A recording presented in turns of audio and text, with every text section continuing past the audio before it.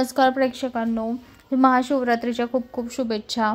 तर आता लग्नानंतर होईलच प्रेमच्या आजच्या भागामध्ये आपल्याला असं पाहायला मिळतं की या ठिकाणी जीवा आता काव्याला खूप काही बोलत असतो। जीवा म्हणतो, तू माझ्यासाठी मेलीस तरी मी तुला आधी सांगत होतो लग्नाच्या आधी की तू सांग सगळ्यांशी बोल की आमचं दोघांचं एकमेकांवर प्रेम आहे, पण तू माझं ऐकलं नाही, एक शब्दसुद्धा ऐकून घेतलं नाही माझा आणि तू बोललीसुद्धा नाही।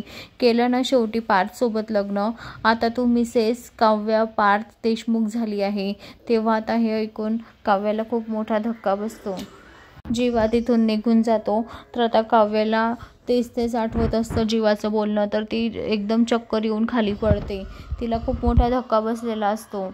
तर आता दुसरीकडे पार्थ खूप रडत असतो। पार्थच्याकडे त्याचे आई बाबा आलेले असतात। तेव्हा पार्थ आता म्हणतो, मी तुम्हाला सांगत होतो मोठ्याने की नंदिनी येतील। आता आल्या त्या नंदिनी, आई काय होऊन बसलंय मला खरंच काही कळत नाही, खूप रडत असतो। तर आता त्याचे बाबा म्हणतात की हे बघ पार्थ, तू आता रडू नको, तू आता नंदिनीचा विचार करू नको, आता काव्य तुझी बायको आहे, तू काव्याचा विचार कर बाळा। नंदिनीचं लग्न तुझ्यासोबत नाही झालं तर तू तिचा विचार सोडून दे। आता पार्थ म्हणतो, हे बघा बाबा, माझं 2 तासापूर्वी नंदिनीसोबत लग्न होणार होतं। तेव्हा आता त्याचे बाबा म्हणतात की बेटा, तुझं 2 मिनिटापूर्वी काव्यासोबत लग्न झालंय। आता त्याची आईसुद्धा म्हणते की बेटा, तुझं लग्न काव्यासोबत झालेलं आहे, तो विचार तू सोडून दे, आता तो विचार तू करू नकोस। आता काव्य तुझी बायको आहे, काव्या पार्थ देशमुख, तर आता तू हा विषय सोडून दे। ते सगळ्यांना मान्य आहे की ते चुकून लग्न झालेलं आहे आणि ती वेळ पण तशीच होती, सिच्युएशनसुद्धा तशीच होती, त्याच्यामुळे चुकून ते लग्न झालेलं आहे। पण आता हे सगळं विसर, झालं ते काय सगळं विसर, आता काव्या फक्त तुझी बायको आहे याच्याकडे लक्ष दे। तुझी पहिली प्रायोरिटी काव्य आहे, तू तिची काळजी नाही घेणार तर मग कोण घेणार बाळा? तुझ्या इतकीच ती पण खचून गेली राजा, तू समजून घे तिला। तिलाही काहीच माहीत नव्हतं या बाबतीत, पण झालंच ना, तिनेही केलंच ना तुझ्यासोबत लग्न, ती पण फार खचलेली आहे। बघितलंच ना की ती कशी रडत होती। तुम्हालाच एकमेकांना आधार द्यायचा आहे, एकमेकांना सावरायचं आहे। ऐकतोयस ना तू बाळा, समजून घेतोयस ना तुम्हाला मी काय बोलते ते?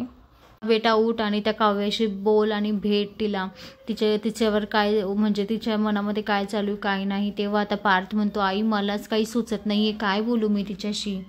आता पार्थ उठतो आणि काव्याच्या रूमकडे जातो। पार्थ काव्याच्या रूमकडे जाताना बघतोस तर काय काव्या चक्कर येऊन पडलेली असते। तेव्हा सगळे तिला उठवत असतात की काव्या उठ, काय झालं बाळा, उठ बाळा।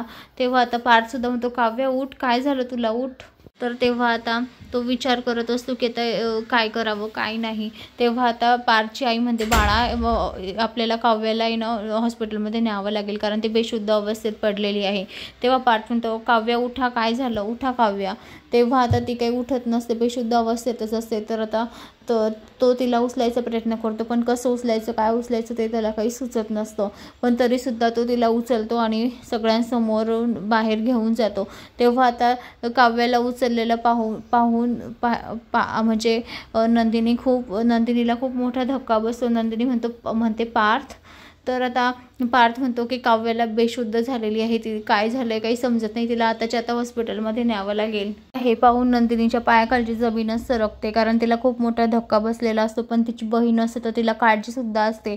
तेव्हा आता पार्थ म्हणतो की मी घेऊन जाऊ की नको हिला हॉस्पिटलला काव्याला? तेव्हा आता यशवंत म्हणतो, मग तुला घेऊन जावंच लागेल, तुझी बायको येते आणि तुमचं दोघांचं लग्न झालेलं आहे, त्याच्यामुळे तू तिला घेऊन जा। तेव्हा आता पार्थ तिला दवाखान्यामध्ये हॉस्पिटलमध्ये घेऊन जातो। तर आता नंदिनी म्हणते मी पण जाते, ती जायला निघते। तेव्हा आता तिला गावातल्या बायका अडवत असतात, त्या म्हणतात तू कुठे चालली, आता कुठे चाललीस तू? तेव्हा तर नंदिनी म्हणते, अहो माझी बहीण तिथे आजारी आहे, ती बेशुद्ध पडली, तिच्यासोबत एक जण तरी नको का, कोणीच नाही गेलं तर मी तरी जाते। तेव्हा त्या गावातल्या बायका म्हणतात, नाही आता तू कुठे चालली, आधीच तू सगळं काही करून बसली आहे, लग्नातून पण पळून गेली आणि आता परत तिच्या मागे चालली आहे, काय चाललं काय तुझं, असं त्या गावातल्या बायका तिला म्हणत असतात। आता नंदिनी म्हणते, मी नाही पळून गेली, मला कोणीतरी पळवलं होतं, मी कशाला पळून जाऊ, माझं पार्थवर प्रेम आहे आणि आमचं दोघांचं लग्न होणार होतं, तर आता त्यांचं दोघांचं लग्न झालं तर मी काय करू, पण मी स्वतः कधी पळून गेले नाही, मला पळवून नेलं, असं तर ती ओरडून त्या बायांना सांगत होती। तेव्हा आता यशवंत म्हणतो, हो आम्हाला तुमच्यावर विश्वास आहे, तुम्ही तसं करणार नाही। तेव्हा आता यशवंत परत म्हणतो, अहो हळद तुम्हाला लागली, हळकुंड तुमच्या हातावर आहे, मेहंदी तुमच्या हातावर लागली आहे, लग्न तुमचं आणि लागलं लग्न काव्याचं, तर मग आता तुम्ही कुठे चालला आहे, तुमचं पण तर लग्न लागायला पाहिजे ना. तेव्हा आता म्हणजे नंदिनीला इतका मोठा धक्का बसतो, माझ्या बहिणीचं काय चालू आहे, सिच्युएशन कशी आहे आणि तुमचं काही वेगळंच चालू आहे. तेव्हा आता नंदिनी म्हणते, अहो माझ्यासोबत आता कोण लग्न करणार, तुम्हीच म्हणतात ना मी पळून गेली, माझ्यासोबत कोणी लग्न करायला तयार होईल का.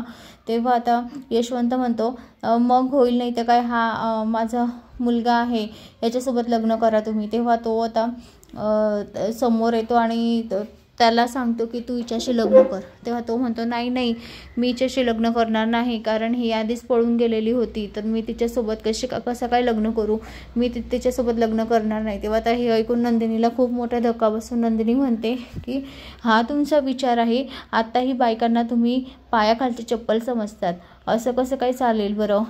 बाई तिने काही चूक केली नसेल तरी तिच्यावर हात बोट उठवतात, हे चुकीचं आहे ना, असं आता नंदिनी सांगत असते. पण कोणीच ऐकून घ्यायला तयार नसतं.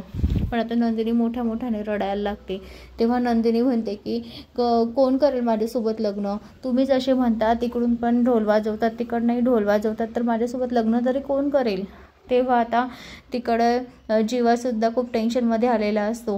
जीवाला माहीत नसतं की काव्याला बेशुद्ध झालेली आहे की काही, जीवाला काही माहीत नसतं. पण जीवा शांतपणे बसलेला असतो एका ठिकाणी. तर आता नंदिनी म्हणत असते, सांगा मला माझं काय चुकलं, मी पळून गेली हे माझं चुकलं की मी मुलगी आहे हे माझं चुकलं. मी पळून गेली नाही, मला पळवलं गेलं आणि मी कामंसुद्धा केलेलं नाही आहे, कारण शंकर तिला नाही म्हणत असतो की मी लग्न करणार नाही या मुलीसोबत.